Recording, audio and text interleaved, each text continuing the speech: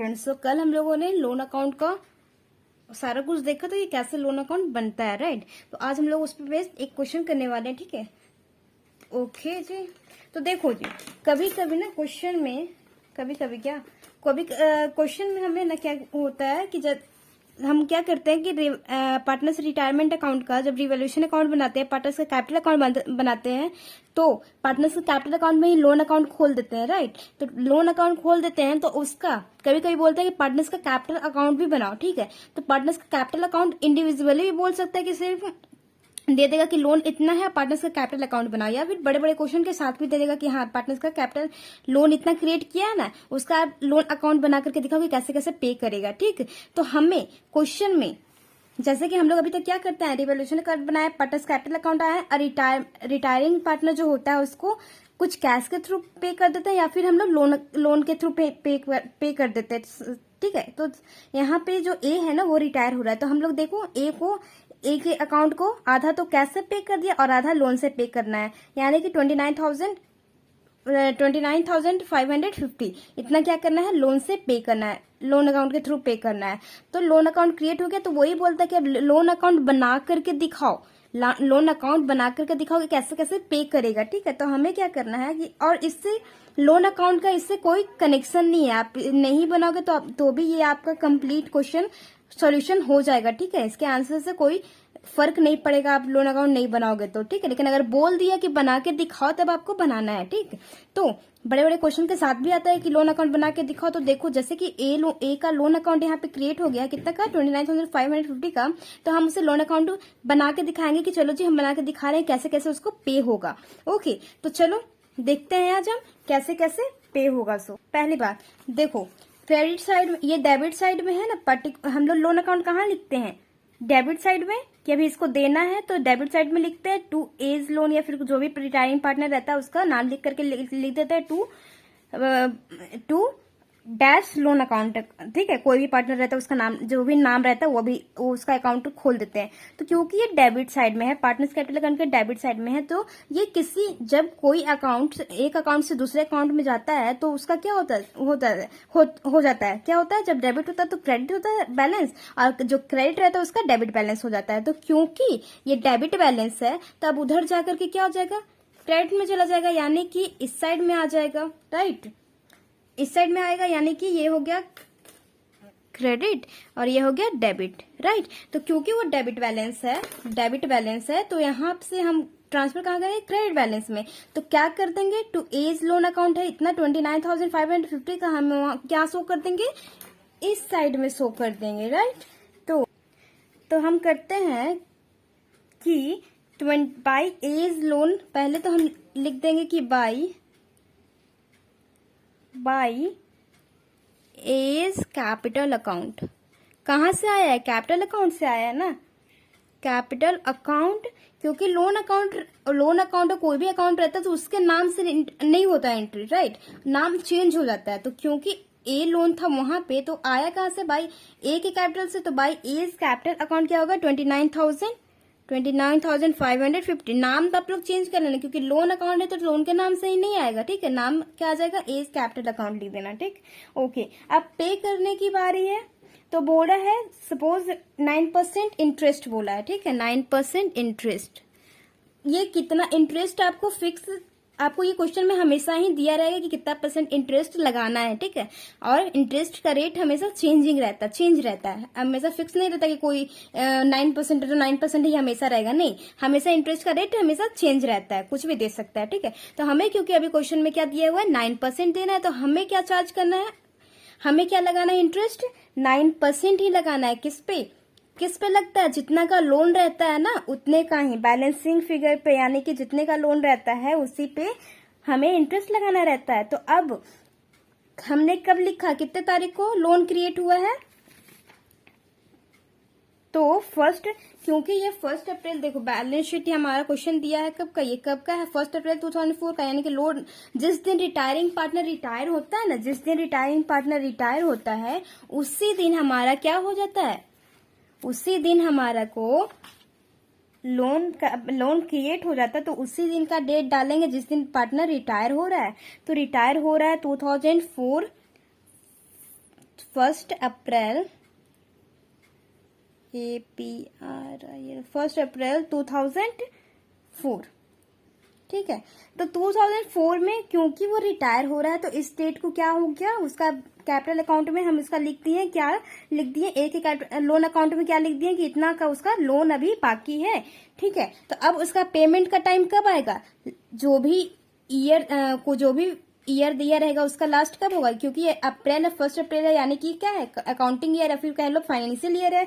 तो हमारा ये इसका साल लास्ट कब होगा, इसका कब होगा, यानी कि 2005 में 31 मार्च 2005 में लास्ट होगा इसका। इस साल का लास्ट डेट कब रहेगा, 31 मार्च 2005 में। अप्रैल में शुरू होता है, मार्च में खत्म होता है, इतना तो पता है ना। और कैलेंडर ईयर जनवरी में शुरू होता है, दिसंबर में खत्म होता है। तो हो गया 31 मार्च 2005 को हम इंटरेस्ट कब कैलकुलेट करते हैं, जब हमारी पेमेंट देने की बारी होती है। पहले तो हम इतना लिख करके रख दिए कि भाई इतना लोन देना है, इस दिन का जिस दिन लोन क्रिएट हुआ मिस जा रहा है तो उस दिन हमने लिख दिया, ठीक है, कि अभी मेरे पास पैसे नहीं है, बस तुम्हारे लोन अकाउंट में इतना रख दिए हैं कि इतना तुम्हें देना है, अभी हम तुम्हें बाद में करके देंगे। तो क्या बोल रहा है इसमें कि 3 इक्वल इंस्टॉलमेंट में देंगे, 3 इक्वल इंस्टॉलमेंट में देंगे। इसमें बोला है कि क्वेश्चन आप लोग पढ़ लो, ज्यादा बेटर रहेगा। देखो यहाँ देख लो, a was to paid ₹11,500 in cash on retirement and the balance in 3 equal year installment with interest at 9% per annum. देखो जी, इतना तो कैश में देने के लिए बोल दिया, इससे हमें कोई मतलब नहीं है, इससे कोई मतलब नहीं। बैलेंस बचा है जो कि 29,550। इसका क्या बोल रहा है ना कि बैलेंस जो बचा है 3 equal yearly instalment with the interest of 9% per annum में 3 बार करके देंगे, इस चीज का 3 बार करके देंगे। इतने पैसे हम एक ही साथ नहीं लौटाएंगे, कैसे देंगे, कैसे देंगे, 3 बार करके देंगे और प्लस इंटरेस्ट के साथ देंगे, क्योंकि लेट करके दे रहा है ना, अभी तो है नहीं उसके पास, इसीलिए लेट करके दे रहा है। तो रिटायरिंग पार्टनर बोल रहा है कि भाई लेट करके दोगे तब तो मेरे पैसे जितने दोगे उस पर थोड़ा इंटरेस्ट लगा के भी दो, ठीक है। तो इंटरेस्ट कितना लग रहा है, 9% इंटरेस्ट लग रहा है, 9% इंटरेस्ट लग रहा है। तो अब उस पर 3 बार करके देगा, तो 3 बार करके देगा तो इसका 29,550 को एक बार में कितना देगा, डिवाइड बाई 3 कर लो।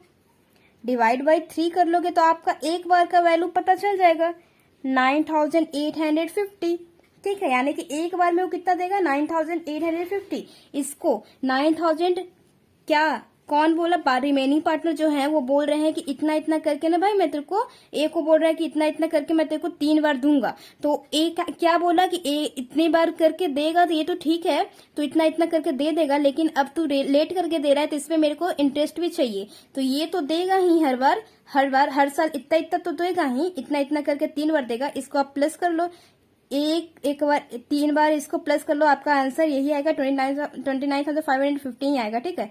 3 बार इसको देगा तो बोल रहा है कि इतना इतना तो देगा ही देगा, अब प्लस इंटरेस्ट भी, क्योंकि तो मेरे को लेट करके दे रहा है तो इस पर इंटरेस्ट भी चार्ज करूंगा मैं, तो इंटरेस्ट चार्ज करके दूंगा, ठीक है।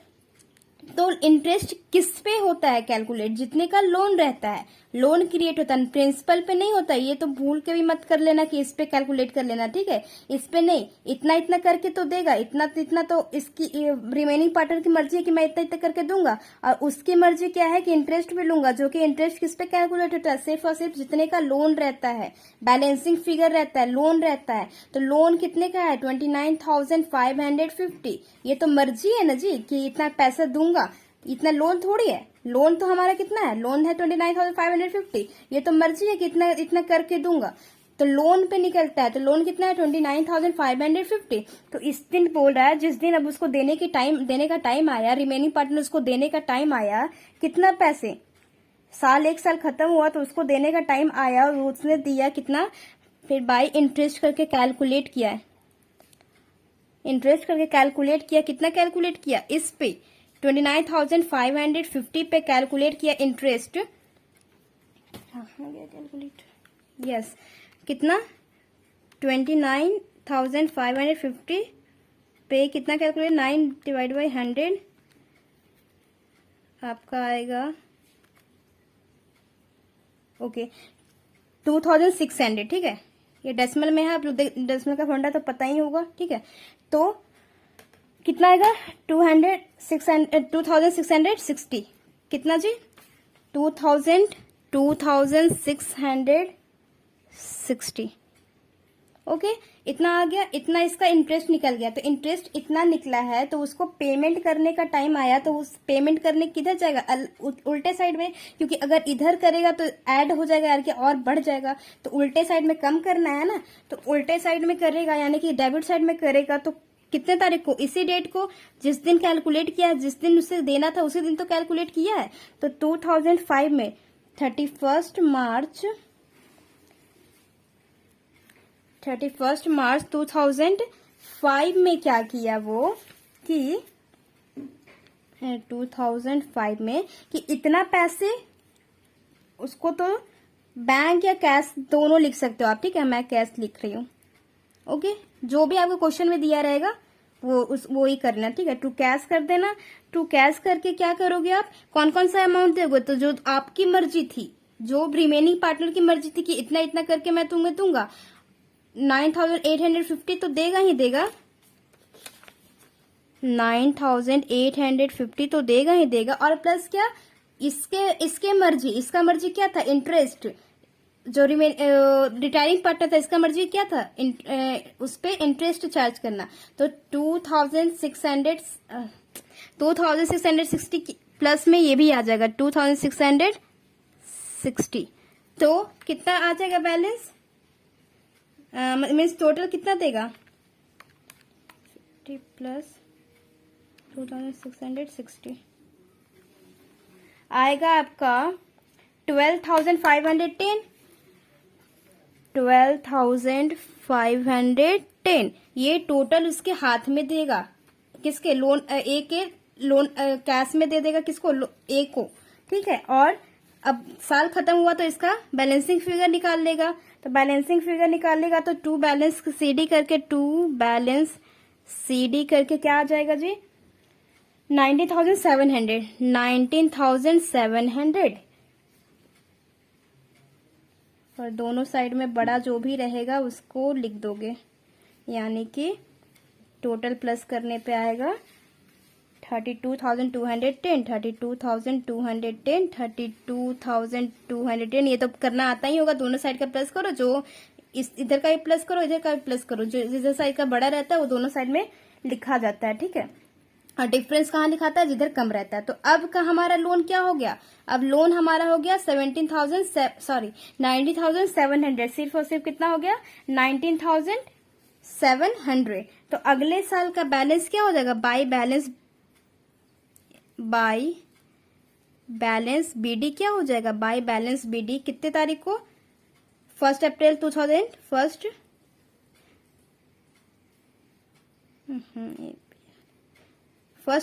2006 में, अरे सॉरी 2005 में, ठीक है। 2005 में बैलेंस क्या हो जाएगा, बैलेंस बीडी हो जाएगा 19,700, जो कि ये बैलेंस बचा।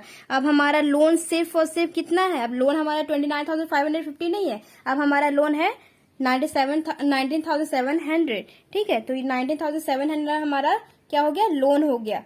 ओके, तो इस पे अब जो भी कैलकुलेट होगा इंटरेस्ट इस पे होगा, ना कि इस पे होगा, ठीक है। तो अब इसका इंटरेस्ट निकालेंगे कितना, 9%। कब निकालेंगे, जब इसके पेमेंट करने की बारी आएगी 31 मार्च 2006, लास्ट में जब साल का एंडिंग होगा तब 31 मार्च 2006 में, तो इसका किसका जी इंटरेस्ट निकाल लेंगे। तो पहले लिख लो बाय इंटरेस्ट करके, बाय इंटरेस्ट करके कितना निकालोगे, 19,700 पे, 19,700 पे आप कितना करोगे, 9%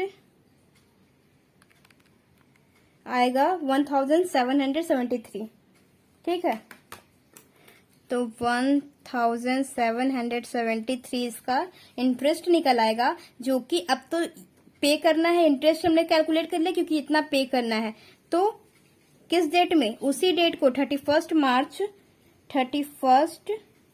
मार्च 2006 में ही आप क्या लिखोगे, टू कैश कैश दोगे, कैश में क्या क्या दोगे, एक तो प्रिंसिपल दोगे जो कि आपकी मर्जी थी कि हाँ इतना इतना दूंगा, 9850 हर बार दूंगा, 3 बार करके दूंगा, तो ये तो हो गया। और उसकी मर्जी क्या थी, इंटरेस्ट, यानी कि 1773, इसको आप प्लस कर लोगे तो आएगा 11,623।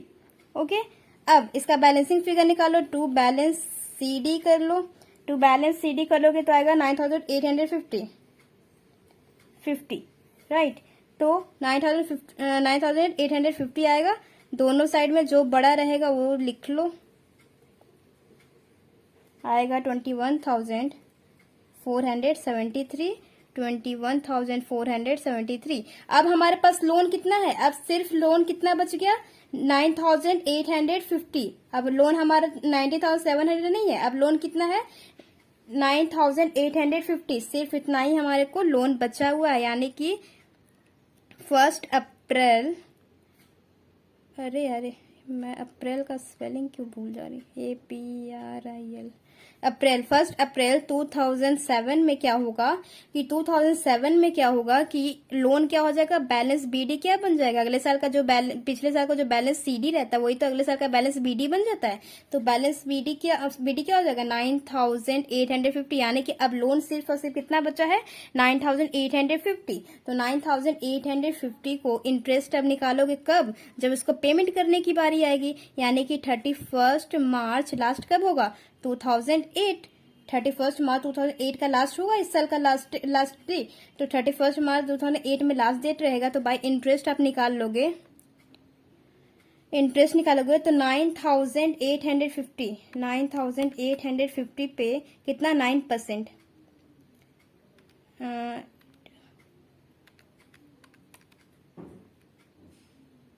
डेसिमल में आएगा तो 887, ठीक है 887 डेसिमल का फॉर्मेट तो जानती होगा। अगर ये डेसिमल के बाद ही है 4 से ऊपर रहता है ना, डेसिमल के बाद अगर 4 से ऊपर रहता है मीन्स 5 आ गया, जैसे ही 5 के आगे 5 से ही कुछ भी रहा तो ये डेसिमल के पहले वाला एक नंबर जो रहता है वो बढ़ जाता है, ठीक है। तो 6 है तो क्या हो जाएगा 7 हो जाएगा। अगर ये 4 रहता तो चेंज नहीं होता, लेकिन अब 5 है ना, तो 5 से ही अगर कोई ऊपर रहेगा तो ये वाला डेसिमल के पहले वाला एक नंबर बढ़ जाता है। तो ये क्या हो गया 6 है तो क्या हो जाएगा 7 हो जाएगा, तो क्या हो जाएगा 887, ठीक समझ गए। तो 887 तो इंटरेस्ट निकल आया। अब उसके पेमेंट करने का टाइम आया तो हमने पेमेंट किया 31 मार्च किस दिन, जिस दिन हमने इंटरेस्ट कैलकुलेट किया 2008 में ही कैश देंगे। टू कैश किसको देंगे, ए को। तो कैश में क्या क्या देंगे, एक तो अपनी मर्जी का जो कि हमने बोला था 9,850 दूंगा, और क्या प्लस इंटरेस्ट तुम्हारी मर्जी का 887 जो कि टोटल में आ जाएगा 10,737, ठीक है। और फिर आप इसका बैलेंसिंग फिगर निकाल लो, कुछ बचेगा क्या, इसको प्लस करो, यानी कि 9,850 प्लस 887 प्लस कर लो, देखो सेम आ रहा है 10,737, जो कि अब बैलेंसिंग फिगर में क्या आएगा 0 आएगा। यानी कि 3 बार बोला था ना कि 3 बार करके दूंगा, अब खत्म हो गया, 3 बार करके दे दिया, बैलेंसिंग फिगर का काम खत्म, मतलब अब कुछ बचा ही नहीं। बैलेंस सीडी यहाँ पे नहीं आएगा, 0 आएगा, क्योंकि सारा लोन हमारा क्या हो गया, खत्म हो गया। 7 ठीक है जी, समझ गए, कोई प्रॉब्लम, ठीक है। बस ये ध्यान में रखना है कि किस पे इंटरेस्ट निकलता है, लोन पे, जितना जितना लोन बचते जाएगा उतने उतने लोन पे निकलते जाएगा, ठीक है। प्रिंसिपल पे नहीं, जितना आपको देना है प्रिंसिपल उस पे नहीं देना है, ठीक है। Okay guys, that's all for today, till then bye bye, take care.